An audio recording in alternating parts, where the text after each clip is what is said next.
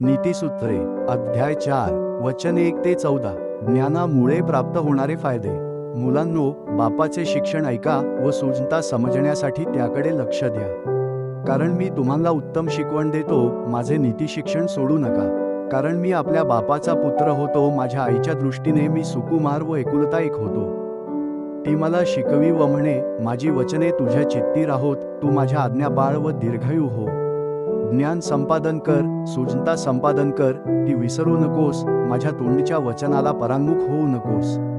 ते सोडू नकोस, म्हणजे ते तुझे संरक्षण करील। त्याची आवड धर, म्हणजे ते तुझा सांभाळ करील। ज्ञान ही श्रेष्ठ चीज आहे, म्हणून ते संपादन कर। आपली सर्व संपत्ती वेचून सूझता संपादन कर। त्याला उच्च पद दे, म्हणजे ते तुझी उन्नती करील। त्याला कवटाळून राहशील तर ते तुझा गौरव करील। ते तुला शोभिवंत शिरोभूषण देईल, ते तुला सुंदर मुकुट देईल। माझ्या मुला, माझी वचने ऐकून घे, म्हणजे तुझ्या आयुष्याची मर्यादा वृद्धिंगत होईल। मी तुला ज्ञानाचा मार्ग शिकवला आहे, तुला सरळतेच्या वाटांनी चालवले आहे। तू चालशील तेव्हा तुझी पावले अडखळणार नाहीत, तू धावशील तेव्हा तुला ठेच लागणार नाही।